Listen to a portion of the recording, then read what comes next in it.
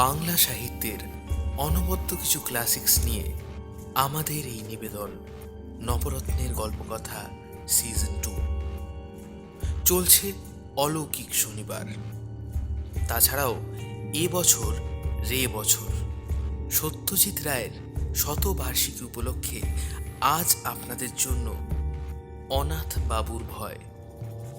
বিশ্ববরেণ্য চলচ্চিত্রকার সত্যজিৎ রায়ের জন্ম উত্তর কলকাতায় 2রা মে 1921 সালে। সুকুমার রায় ও সুপ্রভা রায়ের একমাত্র সন্তান। স্কুলের শিক্ষা বালিগঞ্জ গভর্নমেন্ট হাই স্কুলে, প্রেসিডেন্সি কলেজ থেকে সম্মানিক স্নাতক 1940 সালে। ওই বছরই শান্তিনিকেতনের কলা ভবনে ভর্তি হন, কিন্তু 42-এ শিক্ষা অসমাপ্ত রেখে ফিরে আসেন। চাকরি জীবনের শুরু 1943-এ বিজ্ঞাপন সংস্থা ডিজে কিমারে। এই সময়ের মধ্যেই বিভিন্ন বইয়ের প্রচ্ছদ ও চিত্রাঙ্কনের জন্য তিনি পুরস্কার লাভ করেন। তার সঙ্গেই রচনা করেছিলেন বেশ কয়েকটি চিত্রনাট্য। 1955-তে তার পথের পাঁচালী চলচ্চিত্রটি মুক্তি পায়। কান ফিল্ম ফেস্টিভ্যালে পথের পাঁচালী পায় শ্রেষ্ঠতর সম্মান। অ্যাবস্ট্রাকশন নামে একটি ইংরেজি গল্প দিয়ে লেখার জগতে সত্যজিতের আত্মপ্রকাশ। সন্দেশ পত্রিকার পুনঃপ্রকাশ 1961 উপলক্ষে বাংলা সাহিত্যে তার রচনা শুরু। 1965-তে ফেলুদার গোয়েন্দাগিরি এই লেখা দিয়ে ফেলুদা সিরিজের সূচনা করেন। তার অবিস্মরণীয় সৃজনশীলতার স্বীকৃতি স্বরূপ সত্যজিৎ বহু সম্মান ও পুরস্কারে ভূষিত হয়েছেন। এর মধ্যে বিশেষভাবে উল্লেখযোগ্য ভারতরত্ন ও লিজেন্ড অফ অনার। পুরস্কারের মধ্যে আনন্দ, বিদ্যাসাগর, গোল্ডেন লায়ন এবং লাইফ টাইম অ্যাচিভমেন্ট হিসেবে দ্য অনারারি অস্কার। কল্পবিজ্ঞান কাহিনী, গোয়েন্দা কাহিনী, উপন্যাস, গল্প, প্রবন্ধ, স্মৃতিকথা, চিত্রনাট্য, সম্পাদিত, সংকলিত ও অনুদিত গ্রন্থ মিলিয়ে সত্যজিতের বইয়ের সংখ্যা 60-এরও অধিক। এই মহামানবের 23শে এপ্রিল 1992-তে জীবনাবসান ঘটে। নবরত্নের গল্পকথায় আজ আপনাদের জন্য অনাথ বাবুর ভয়।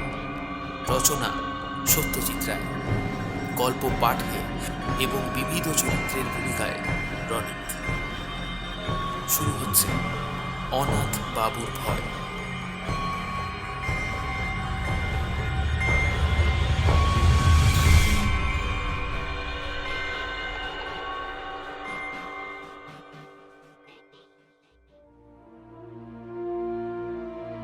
অনাথবাবুর সঙ্গে আমার ট্রেনে আলাপ। আমি যাচ্ছিলাম রঘুনাথপুর হাওয়া বদলের জন্য। কলকাতায় খবরের কাগজের অফিসে আমি চাকরি করি। গত কয়েক মাস ধরে কাগজের চাপে দম বন্ধ হওয়ার জোগাড়। তাছাড়া আমার লেখার শখ, 2-একটা গল্পের প্লটও মাথায় ঘুরছিল। কিন্তু এত কাজের মধ্যে লেখার কি আর সময় জোটে? তাই আর 7-5 না ভেবে 10 দিনের পাওনা ছুটি আর দিস্তেখানেক কাগজ নিয়ে বেরিয়ে পড়লাম। এত জায়গা থাকতে রঘুনাথপুর কেন? তার অবশ্যই একটা কারণ আছে। ওখানে বিনা খরচায় থাকার একটা দারুণ ব্যবস্থা আছে। আমার কলেজের সহপাঠী বীরেন বিশ্বাসের পৈতৃক বাড়ি রয়েছে রঘুনাথপুরে। একদিন কফি হাউসে বসে ছুটিতে কোথায় যাওয়া যায় এই আলোচনা প্রসঙ্গে বীরেন খুব খুশি হয়ে ওর বাড়িটার অফার আমাকে করে বলল, আমিও যেতাম, কিন্তু আমার এদিকে ঝামেলা, বুঝতেই তো পারছিস। তবে তোর কোনো অসুবিধা হবে না। আমাদের 50 বছর পুরনো চাকর ভরদ্বাজ রয়েছে ও বাড়িতে, ওই তোর দেখাশোনা করবে, তুই চলে যা। গাড়িতে যাত্রী অনেক। আমার বেঞ্চিতে আমারই পাশে বসেছিলেন অনাথ বন্ধু মিত্র। বেটে খাটো মানুষ, বছর 50 আন্দাজ বয়স, মাঝখানে টেরিকাটা কাঁচা পাকা চুল, চোখে একটা তীক্ষ্ণ চাহনি, আর ঠোঁটের কোণে এমন একটা ভাব যেন মনের আনাচে কানাচে সদাই কোনো মজার চিন্তা ঘোরাফেরা করছে। পোশাকের ব্যাপারেও একটা বিশেষত্ব লক্ষ্য করলাম। ভদ্রলোককে হঠাৎ দেখলে মনে হবে তিনি যেন 50 বছরের পুরনো কোনো নাটকের চরিত্রে অভিনয় করার জন্য সেজে গুজে তৈরি হয়ে এসছেন। ওরকম কোট, ওই ধরনেরই শার্টের কলার, ওই চশমা, আর বিশেষ করে ওই বুট জুতো, এসব আর আজকালকার দিনে কেউই পরে না। অনাথবাবুর সঙ্গে আলাপ করে জানলাম তিনিও রঘুনাথপুরে যাচ্ছেন। কারণ জিজ্ঞেস করাতে কেমন যেন অন্যমনস্ক হয়ে পড়লেন। কিংবা এও হতে পারে ট্রেনের শব্দের জন্য তিনি আমার প্রশ্ন শুনতে পাননি। বীরেনের পৈতৃক ভিটেটি দেখে মনটা খুব খুশি হয়ে উঠল। বেশ বাড়ি, সামনে এক ফালি জমি, তাতে সবজি আর ফুল গাছ দুই রয়েছে। কাছাকাছির মধ্যে অন্য কোনো বাড়ি নেই, কাজেই পড়শির উৎপাত থেকে বাঁচা গেছে। আমি আমার থাকার জন্য ভরদ্বাজের আপত্তি সত্ত্বেও ছাতের চিলেকোঠাটি বেছে নিলাম। আলো, বাতাস এবং নির্জনতা তিনটেই অপর্যাপ্তভাবে পাওয়া যাবে এখানে। ঘর দখল করে জিনিসপত্র গোছগাছ করার সময় দেখি আমার দাড়ি কামানোর খুঁটটা আনতে ভুলে গেছি। ভরদ্বাজ শুনে বললে, তাতে আর কি হয়েছে খোকা বাবু, ওই তো কুণ্ডবাবুর দোকান সামনে 5 মিনিটের হাঁটা পথ, সেখানেই গেলেই পাবে খন বিলেড। বিকেল 4টে নাগাদ চা টা খেয়ে কুণ্ডুবাবুর দোকানের উদ্দেশ্যে বেরিয়ে পড়লাম। গিয়ে দেখি সেটা একটি ভালো আড্ডার জায়গা। দোকানের ভেতরে দুটো বেঞ্চে বসে 5-7 জন বেশ বয়স্ক ভদ্রলোক। তারা রীতিমতো গল্প জমিয়েছেন। তাদের মধ্যে একজন বেশ উত্তেজিতভাবে বলছেন, আরে বাপু, এ তো আর কারো কাছে শোনা কথা নয়, এ আমার নিজের চোখে দেখা। আর 30 বছর হয়ে গেল বলেই কি সব মন থেকে মুছে গেল নাকি? এসব স্মৃতি অত সহজে ভোলবার নয়। আর বিশেষ করে যখন হলধর দত্ত ছিল আমার অন্তরঙ্গ বন্ধু, তার মৃত্যুর জন্য আমি যে কিছু অংশ দায়ী সে বিশ্বাস আমার আজও যায়নি। আমি এক প্যাকেট 7 o'clock কিনে আর দু একটা অবান্তর জিনিস খোঁজ করতে করতে তার কথা শুনতে থাকলাম। ভেবে দেখুন, আমারই বন্ধু আমারই সঙ্গে মাত্র 10 টাকা বাজি ধরে রাত কাটাতে গেল ওই উত্তর পশ্চিমের ঘরটায়। পরদিন ফেরে না, ফেরে না, কিছুতেই সে ফেরে না। শেষটাই আমি, জিতেন বক্সি, হরিচরণ স্যার, ওই 3-4 জন ছিল, ঠিক মনে নেই, গেলুম হালদার বাড়িতে হলধরের খোঁজে। গিয়ে দেখি বাবু ওই ঘরের মেঝেতে হাত পা ছড়িয়ে মরে কাঠ হয়ে পড়ে আছে। তার চোখ চাওয়া দৃষ্টি কড়ি কাঠের দিকে। আর সেই দৃষ্টিতে ভয়ের যে নমুনা দেখেছিলাম, তাতে ভূত ছাড়া আর কি ভাববো বলুন? গায়ে কোনো চিহ্ন নাই, বাঘের আচর নাই, সাপের ছোবল নাই, কিচ্ছু নাই। আপনারাই বলুন, এখন কি বলবেন? আরও মিনিট পাঁচেক দোকানে থেকে আলোচনার বিষয়টি সম্পর্কে মোটামুটি একটা ধারণা হলো। ব্যাপারটা কিছুটা এই: রঘুনাথপুরের দক্ষিণ প্রান্তে হালদার বাড়ি বলে একটা 200 বছর পুরনো ভগ্নপ্রায় জমিদারি প্রাসাদ রয়েছে। সেই প্রাসাদে, বিশেষ করে তার দোতলার উত্তর পশ্চিম কোণের একটি ঘরে নাকি অনেক কালের পুরনো একটা ভূতের আনাগোনা রয়েছে। অবশ্য এই 30 বছর আগে ভবতোষ মজুমদারের বন্ধু হলধর দত্তের মৃত্যুর পর আজ অবধি নাকি কেউ সে বাড়িতে রাত কাটায়নি। কিন্তু তাও রঘুনাথপুরের বাসিন্দারা ভূতের অস্তিত্বে মনে প্রাণে বিশ্বাস করে বেশ একটা রোমাঞ্চ অনুভব করে। আর বিশ্বাস করার কারণ আছে যথেষ্ট। একে তো হলধর দত্তের রহস্যজনক মৃত্যু, তার উপর এমনিতেই হালদার বংশের ইতিহাসে নাকি খুন খারাপি, আত্মহত্যা ইত্যাদি অনেক নজির পাওয়া যায়। মনে মনে হালদার বাড়ি সম্পর্কে বেশ কিছুটা কৌতূহল নিয়ে দোকানের বাইরে এসে দেখি আমার ট্রেনের আলাপি অনাথবাবু হাসি হাসি মুখ করে দাঁড়িয়ে আছেন। আমাকে দেখে বললেন, শুনলেন ওদের কথাবার্তা? বললাম, তা কিছুটা শুনেছি। বিশ্বাস হয়? কি, ভূতে? হ্যাঁ। আসলে ব্যাপারটা কি জানেন, ভূতের বাড়ির কথা তো অনেকই শুনলাম, কিন্তু সেসব বাড়িতে থেকে নিজের চোখে ভূত দেখেছে এমন লোক তো কই আজ অবধি একটিও মিট করলাম না। তাই আর কি ঠিক ওই বিশ্বাস হয় না। অনাথবাবু একটু হেসে বললেন, একবার দেখে আসবেন নাকি? কি বলুন তো? বাড়িটা ওই হালদার বাড়ি। দেখে আসবো মানে? ওই বাইরে থেকে আর কি, বেশি দূর তো নয়, বড় জোর মাইল খানেক পথ। এই রাস্তা দিয়ে সোজা গিয়ে জোড়া শিব মন্দিরটা ছাড়িয়ে ডান হাতের রাস্তাটা ঘুরে পায়ে হেঁটে একটু গেলেই দেখতে পাবেন। তাছাড়া ক্ষতি কি? এই তো বিকেল, হাঁটার জন্য তো এই প্রশস্ত সময়। এত তাড়াতাড়ি বাড়ি ফিরে কী বা করব, তাই চললাম ওর সঙ্গে।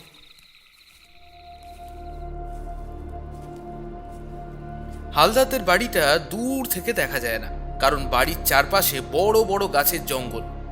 তবে বাড়ির গেটের মাথাটা দেখা যেতে থাকে পৌঁছানোর প্রায় 10 মিনিট আগে থেকে। বিরাট ফটক, মাথার উপর ভগ্ন প্রায় নহবতখানা। ফটকের ভেতর দিয়ে বেশ খানিক দূর রাস্তা গিয়ে সদর দালান। 2-3টে মূর্তি আর ফোয়ারার ভগ্নাবশেষ দেখে বুঝলাম যে বাড়ি আর ফটকের মাঝখানে এই জায়গাটায় আগে বাগান ছিল। বাড়িটা অদ্ভুত, কারুকার্যের কোনো বাহার নেই সেরকম, কেমন যেন একটা বেঢপ চৌকো চৌকো ভাব। বিকেলের পড়ন্ত রোদ এসে পড়েছে শ্যাওলাবৃত দেওয়ালে। মিনিট খানিক এইভাবে চেয়ে থাকার পর অনাথবাবু বললেন, আমি যতদূর জানি রোদ থাকতে ভূত বেরোয় না। তারপর আমার দিকে চেয়ে চোখ টিপে বললেন, একবার চট করে সেই ঘরটা দেখে এলে কেমন হতো বলুন তো মশাই? মানে আপনি বলছেন ওই উত্তর পশ্চিমের ঘরটা, মানে যেখানে ওই হলদর দত্তের? আরে হ্যাঁ হ্যাঁ, যে ঘরে হলধর দত্তের মৃত্যু হয়েছিল। ভদ্রলোক তো এসব ব্যাপারে দেখছি একটু বাড়াবাড়ি রকমের আগ্রহী। অনাথবাবু বোধহয় আমার মনের ভাবটা আঁচ করতে পেরেই বললেন, খুব আশ্চর্য লাগছে না? আসলে কি জানেন, আপনাকে বলতে দ্বিধা নেই, আমার রঘুনাথপুর আসার একমাত্র কারণই হলো এই বাড়িটা। বটে? আজ্ঞে হ্যাঁ, ওটা যে ভুতুড়ে বাড়ি। আমি কলকাতা থেকে সে খবরটা পেয়ে এই ভূতটিকে দেখবো বলে এখানে এসেছি। আপনি সেদিন ট্রেনে আমায় আসার কারণটা জানতে চাইলেন, আমি উত্তর না দিয়ে অভদ্রতাই করলাম বটে, কিন্তু মনে মনে স্থির করেছিলাম যে উপযুক্ত সময় এলে, অর্থাৎ আপনি কিরকম লোক সেটা আর একটু জেনে নিয়ে আসল কারণটা নিজে থেকেই বলবো।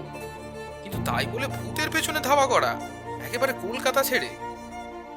বলছি বলছি, ব্যস্ত হবেন না। আমার কাজ সম্বন্ধে তো আপনাকে বলাই হয়। আসলে আমি ভূত সম্পর্কে একজন বিশেষজ্ঞ। আজ 25 বছর ধরে এই ব্যাপার নিয়ে বিস্তর রিসার্চ করছি। শুধু ভূত কেন, ভূত, প্রেত, পিশাচ, ডাকিনী, যোগিনী, ভ্যাম্পায়ার, ওয়্যারউলফ, ভুডুইজম ইত্যাদি এদের সম্বন্ধে যা যা আছে, বইতে যা লেখা আছে সবই প্রায় পড়ে ফেলেছি। 7টা ভাষা শিখতে হয়েছে এই ধরনের বই পড়ার জন্য আমাকে। পরলোক তত্ত্ব নিয়ে লন্ডনের প্রফেসর নর্টনের সঙ্গে 3 বছর ধরে চিঠি লেখালেখি করেছি। আমার লেখা প্রবন্ধ বিলেতের সব থেকে নাম করা কাগজে বেরিয়েছে। আপনার কাছে বড়াই করে কি লাভ বলুন, তবে এটুকু বলতে পারি যে এদেশে এ ব্যাপারে আমার চেয়ে বেশি জ্ঞানী লোক বোধ হয় আর কেউ নেই। ভদ্রলোকের কথা শুনে তিনি যে মিথ্যে বলছেন বা বাড়িয়ে বলছেন, এটা কিন্তু আমার একেবারেই মনে হলো না। বরং তার সম্বন্ধে খুব সহজেই একটা বিশ্বাস আর শ্রদ্ধার ভাব জেগে উঠল। অনাথবাবু একটুক্ষণ চুপ করে থেকে বললেন, ভারতবর্ষে অন্তত 300 ভুতুড়ে বাড়িতে আমি নিজে একা থেকে রাত কাটিয়েছি। বলেন কি?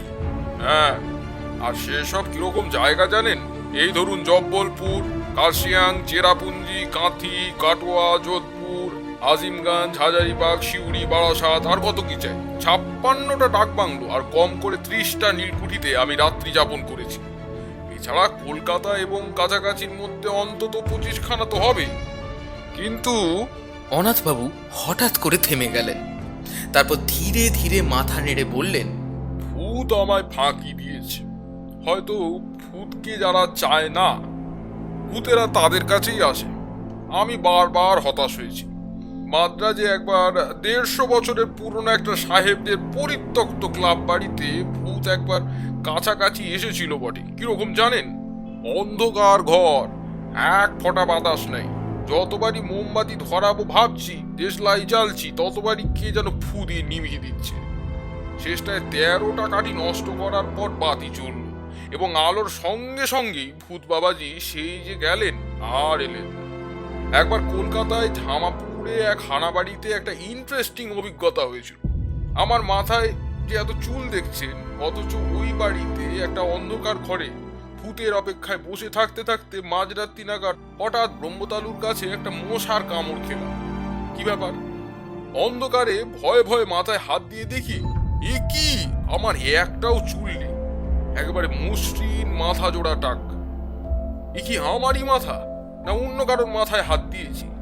নিজের মাথা বলে তো মনেই হচ্ছে না, কিন্তু মশার কামড়টা তো আমি খেলাম। টর্চটা জ্বালতেই আয়নায় দেখি টাকের একমাত্র চিহ্ন নাই। আমার যা চুল আছে সেই চুলই রয়েছে আমার মাথায়। ব্যাস, এই দুটো ছাড়া আর কখনো সেই অর্থে ভূতুড়ে অভিজ্ঞতা এত চেষ্টা সত্ত্বেও হয়নি। তাই ভূত দেখার আশা একরকম ছেড়েই দিয়েছিল। এমন সময় একটা পুরনো বাঁধানো প্রবাসীতে রঘুনাথপুরের এই বাড়িটার একটা উল্লেখ পেলাম। তাই ঠিক করলাম একটা শেষ চেষ্টা করেই দেখা যাক না আছে না নেই। অনাথবাবুর সঙ্গে কথা বলতে বলতে বাড়ির সদর দরজায় যে পৌঁছে গেছি কখন তার খেয়াল নেই। ভদ্রলোক তার ট্যাঙ্ক ঘড়িটা দেখে বললেন, আজ 5:31 সূর্যাস্ত, এখন 5:15। চলুন রোদ থাকতে থাকতে একবার ঘরটা দেখে আসি। ভূতের নেশাটা বোধহয় সংক্রমক, কারণ আমি অনাথবাবুর প্রস্তাবে কোনো আপত্তি করলাম না। বরঞ্চ বাড়ির ভেতরটা আর বিশেষ করে দোতলার ওই ঘরটা দেখবার জন্য বেশ একটা আগ্রহ হচ্ছিল। সদর দরজা দিয়ে ঢুকে দেখি বিরাট উঠোন ও নাট মন্দির। 100-150 বছর আগে কত উৎসব, কত অনুষ্ঠান, কত পুজো পার্বণ, যাত্রা, কত কথা এখানে হয়েছে, তার কোনো চিহ্নই আজ আর এখানে নেই। উঠোনের 3 দিকে বারান্দা। আমরা ডাইনে বারান্দার যে অংশে, তাতে একটা ভাঙা পালকি পড়ে, এবং এই পালকিটা ছাড়িয়ে হাত 10 গিয়েই দোতলায় যাবার সিঁড়ি। সিঁড়িটা এমনই অন্ধকার যে ওঠার সময় অনাথবাবুকে তার কোটের পকেট থেকে একটা টর্চ বার করে জ্বালতে হলো। প্রায় অদৃশ্য মাকড়সার জাল ভেদ করে কোনো রকমে দোতলায় পৌঁছানো গেল। মনে মনে বললাম, এ বাড়িতে ভূত থাকা অস্বাভাবিক কিছু নয়। দোতলার বারান্দায় দাঁড়িয়ে হিসেব করে দেখলাম, বাঁ দিক দিয়ে সোজা গেলেই ওই যে ঘর, ওটাই হলো উত্তর পশ্চিমের ঘর। সময় নষ্ট করে কোনো লাভ নেই মশাই, চলুন এগোই। এখানে বলে রাখি, বারান্দায় কেবল একটা জিনিস ছিল, সেটা একটি ঘড়ি, যাকে বলে গ্র্যান্ডফাদার ক্লক। কিন্তু তার অবস্থা খুবই শোচনীয়। কাঁচ নেই, বড় কাঁটাটাও উধাও, পেন্ডুলামটা ভেঙে কাত হয়ে পড়ে আছে মাটিতে। অনাথবাবু যখন তার ডান হাতে তর্জনী দিয়ে সন্তর্পণে ঠেলে দরজাটা খুলছিলেন, তখন বিনা কারণেই আমার গাটা ছমছম করে উঠল। কিন্তু ঘরের ভেতরে ঢুকে অস্বাভাবিক তেমন কিছু লক্ষ্য করলাম না। দেখে মনে হয় এককালে বৈঠকখানা ছিল। ঘরের মাঝখানে একটা বিরাট টেবিল, তার কেবল পায়া 4খানাই রয়েছে, উপরের অংশটা আর নেই। টেবিলের পাশে জানলার দিকে একটা আরাম কেদারা। অবশ্যই এখন সেটা মোটেও আর আরামদায়ক হবে কি না তাতে সন্দেহ রয়েছে। ছাদ থেকে ঝুলছে একটা টানা পাখার ভগ্নাংশ, অর্থাৎ তার দড়ি নেই, কাঠের ডান্ডাটা ভাঙা, আর ঝালরের অর্ধেকটা ছেঁড়া। এছাড়া ঘরে আছে একটা খাঁচ কাটা বন্দুক রাখার তাক, একটা নলবিহীন গড়গড়া, আর 2খানা সাধারণ হাতল ভাঙা চেয়ার। অনাথবাবু কিছুক্ষণ একেবারে স্তব্ধ হয়ে রইলেন। মনে হলো খুব মনোযোগ দিয়ে কি একটা অনুভব করার চেষ্টা করলেন। প্রায় মিনিট খানিক পরে বলে উঠলেন, একটা গন্ধ পাচ্ছেন তো? কি গন্ধ? মাদ্রাজি ধূপ, মাছের তেল আর মরা পোড়ার গন্ধ মেশানো একটা গন্ধ। আমি বাধ্য হয়ে বেশ জোরে জোরে শ্বাস টানলাম। অনেক দিনের বন্ধ ঘর খুললে যে একটা ভ্যাপসা গন্ধ বেরোয়, সে গন্ধ ছাড়া আর কোনো গন্ধই পেলাম না। তাই বললাম, কই, ঠিক বুঝতে পারছি না তো। অনাথবাবু আর একটুক্ষণ চুপ থেকে হঠাৎ বাঁ হাতের তেলোতে ডান হাত দিয়ে একটা ঘুষি মেরে বললেন, বহুত আচ্ছা, এ গন্ধ আমার চেনা গন্ধ। এ বাড়িতে ভূত অবশ্যম্ভাবী। তবে বাবাজি দেখা দেবেন কি দেবেন না সেটা কাল রাত্রের আগে বোঝা যাবে না। চলুন। অনাথবাবু স্থির করে ফেললেন যে পরদিনই তাকে এ ঘরে রাত্রিবাস করতে হবে। ফেরার পথে বললেন, আজ থাকলাম না, তার কারণ হচ্ছে কাল অমাবস্যা, ভূতের পক্ষে সব থেকে প্রশস্ত তিথি। তাছাড়া 2-1টা জিনিস সঙ্গে রাখা দরকার, সেগুলো বাড়িতে রয়ে গিয়েছে, কাল নিয়ে আসবো। আজ ওই মোটামুটি সার্ভেটা করতে গিয়েছিলাম আর কি। ভদ্রলোক আমাকে বাড়ি অবধি পৌঁছে দিয়ে বিদায় নেবার সময় গলাটা একটু নামিয়ে বললেন, আর মশাই, একটা কথা, আর কাউকে আমার এই প্ল্যানের বিষয়ে সেরকম কিছু জানান টানান দেবেন না। এদের কথাবার্তা থেকে যা শুনলাম আজকে, যা ভয় আর যা প্রেজুডিস এদের, জানতে পারলে হয়তো বাধা টাধা দিয়ে আমার প্ল্যানটাই ভেস্তে দেবে। আর হ্যাঁ, আর একটা কথা, আপনাকে আমার সঙ্গে যেতে বললাম না বলে কিছু মনে করবেন না। এসব ব্যাপার বুঝলেন কি না, একা না হলে ঠিক মানে ওই জুৎসই হয় না আর কি। পরদিন দুপুরে কাগজ কলম নিয়ে বসলেও লেখা খুব বেশি দূর এগোলো না। মনে পড়ে রয়েছে হালদার বাড়ির ওই উত্তর পশ্চিমের ঘরটা, আর রাত্রে অনাথবাবুর কি অভিজ্ঞতাই হবে সে নিয়ে একটা অশান্তি আর উদ্বেগ মনে চলতে লাগলো। বিকেলে অনাথবাবুকে হালদার বাড়ির ফটক অব্দি পৌঁছে দিলাম। ভদ্রলোকের গায়ে আজ একটা কালো গলাবন্ধ কোট, কাঁধে জলের ফ্লাস্ক, হাতে সেই কালকের 3 সেলের টর্চটা। ফটক দিয়ে ঢোকার আগে কোটের 2 পকেটে 2টো হাত ঢুকিয়ে বোতল বার করে আমায় দেখিয়ে বললেন, এই দেখুন, এটিতে রয়েছে আমার নিজের ফর্মুলায় তৈরি তেল। শরীরে অনাবৃত অংশে মেখে নিলে আর মশা কামড়াবে না। আর দ্বিতীয়টা হলো কার্বলিক অ্যাসিড। এই বলে অনাথবাবু বোতল 2টো পকেটে পুরে টর্চটা মাথায় ঠেকিয়ে আমায় একটা সেলাম ঠুকে ভদ্রলোক বুট জুতো খটখটিয়ে হালদার বাড়ির দিকে চলে গেলেন। রাত্রে ভালো ঘুম হলো না। ভোর হতে না হতে ভরদ্বাজকে বললাম আমার ফ্লাস্কে 2জনের মতো চা ভরে দিতে। চা এলে পর সেটা নিয়ে হালদার বাড়ির উদ্দেশ্যে আমি রওনা দিলাম। হালদার বাড়ির ফটকের কাছে পৌঁছে দেখি চারিদিকে কোনো সাড়া শব্দ নেই। অনাথবাবুর নাম ধরে কি ডাকবো, না শটান দোতলায় চলে যাব, সেটা নিয়েই ভাবছি। এমন সময় হঠাৎ শুনতে পেলাম, আরে ও মশাই, এই যে এদিকে এদিকে, ও মশাই আই এদিকে এদিকে। এবার দেখতে পেলাম অনাথবাবুকে বাড়ির পূব দিকের জঙ্গলের ভেতর থেকে বেরিয়ে আমার দিকে হেঁটে আসছেন। তাকে দেখে মোটেই মনে হয় না যে রাত্রে তার কোনো ভয়াবহ বা অস্বাভাবিক অভিজ্ঞতা হয়েছে। আমার কাছে এসে প্রায় হাসতে হাসতে একটি নিমের ডাল দেখিয়ে বললেন, আর বলবেন না মশাই, আধ ঘন্টা বনে বাদারে ঘুরছি এই নিম ডালের খোঁজে। আমার আবার দাঁতনের অভ্যেস কিনা। শটান রাত্রের কথাটা জিজ্ঞেস করতে কেমন বাধা ঠেকলো। বললাম, এই একটু চা এনেছি, এখানেই খাবেন না বাড়ির ভেতরে যাবেন? চলুন না, ওই ফোয়ারার পাশটায় গিয়ে বসা যাক। গরম চায়ে চুমুক দিয়ে আমার দিকে ফিরে মুচকি হেসে অনাথবাবু বললেন, খুব কৌতূহল হচ্ছে না?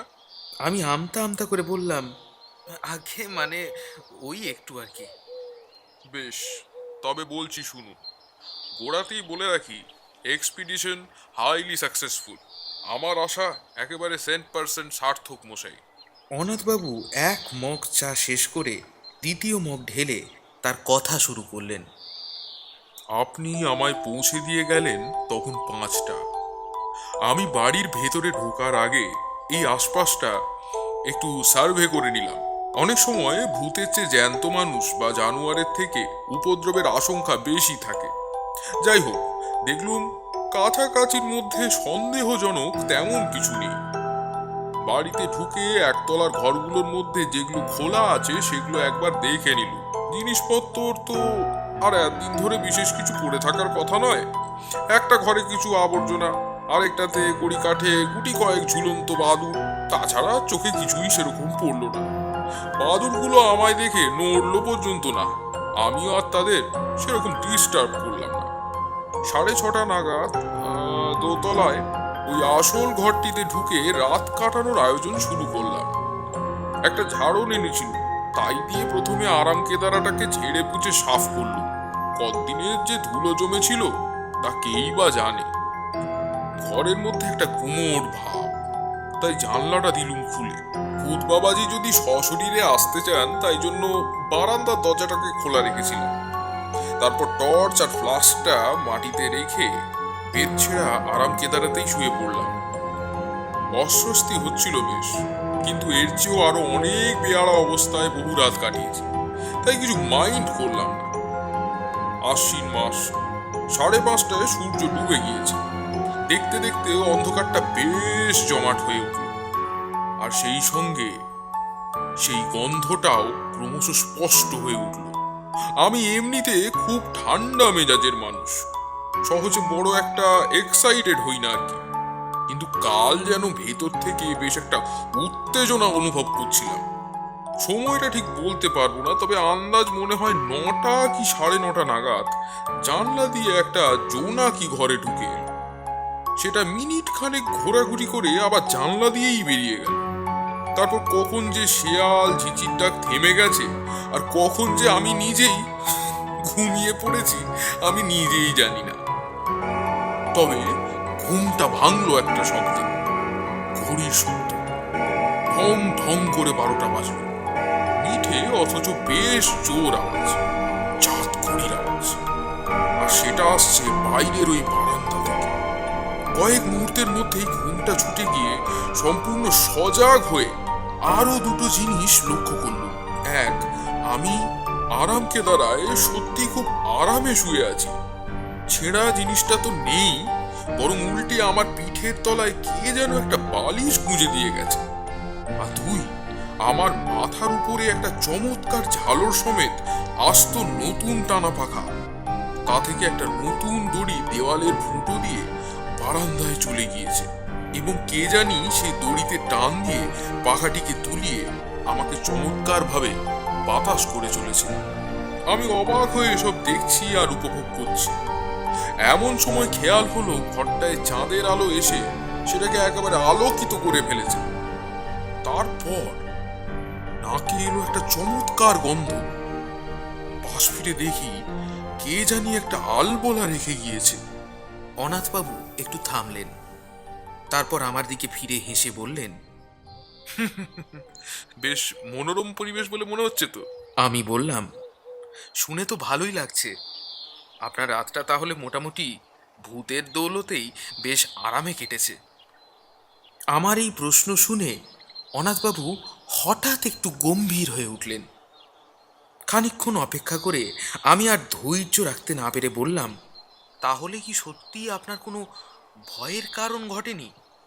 অনাথবাবু আমার দিকে চাইলেন। এবার কিন্তু আর ঠোঁটের কোণে সেই হাসিটা নেই। ধরা গলায় ভদ্রলোক প্রশ্ন করলেন, পরশু যখন আপনি ঘরটায় গেলেন তখন কড়ি কাঠের দিকটা ভালো করে লক্ষ্য করেছিলেন কি? আমি বললাম, তেমন ভালো করে দেখিনি বোধহয়। কেন বলুন তো?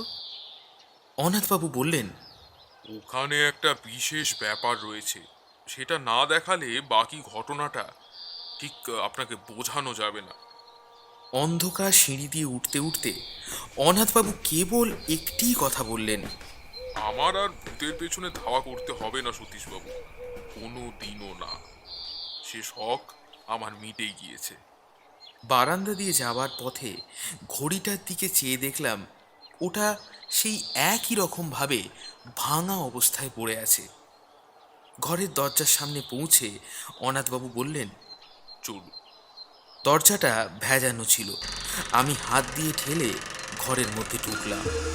তারপর দুপা এগিয়ে মেঝের দিকে চোখ পড়তেই আমার সমস্ত শরীরে একটা বিস্ময় ও আতঙ্কের শিহরণ খেলে গেল। বুট জুতো পরা কে পড়ে আছে ওই মেঝেতে? আর বারান্দার দিকে কার অট্টহাসি হালদার বাড়ির আনাচে কানাচে প্রতিধ্বনিত হয়ে আমার রক্ত জল করে আমার জ্ঞান বুদ্ধি চিন্তা সব লোপ পাইয়ে দিচ্ছে। তাহলে কি কি ওঠা? যখন জ্ঞান হলো, দেখি ভরদ্বাজ আমার খাটের পায়ের দিকে দাঁড়িয়ে আছে আর আমায় হাত পাখা দিয়ে বাতাস করছেন ভবতোষ মজুমদার। আমার চোখ খুলতে দেখে ভবতোষবাবু বললেন, ভাগ্যের সিধুচরণ দেখেছিল ও বাড়িতে আপনাকে ঢুকতে, নাইলে যে কি দশা হতো আপনার জানি না। ওখানে গেলেন কোন আক্কেলে মশাই বলুন তো? আমি বললাম, আরে অনাথবাবু যে রাত্রে। ভবতোষবাবু বাধা দিয়ে বললেন, আর অনাথ বাবু, কাল যে অতগুলো কথা বললাম সেসব বোধ হয় কিছুই বিশ্বাস করেনি ভদ্রলোক। ভাগ্যে আপনিও তার সঙ্গে রাত কাটাতে যাননি ও বাড়িতে। দেখলেন তো ওর অবস্থা, হলধরের যা হয়েছিল এরও ঠিক তাই। মরে একেবারে কাঠ, আর চোখ সেই একইভাবে ঠিকরে বেরিয়ে এসছে, সেই দৃষ্টি সেই কড়িকাঠের দিকে। আমি মনে মনে বললাম, না, মরে কাঠ নয়, মরে কি হয়েছেন অনাথবাবু তা আমি জানি। কালও সকালে গেলে দেখতে পাবো তাকে, গায়ে কালো কোট, পায়ে বুট জুতো, হালদারদের বাড়ির পূব দিকের জঙ্গল দিয়ে নিমের দাঁতন হাতে হাসতে হাসতে বেরিয়ে আসছে।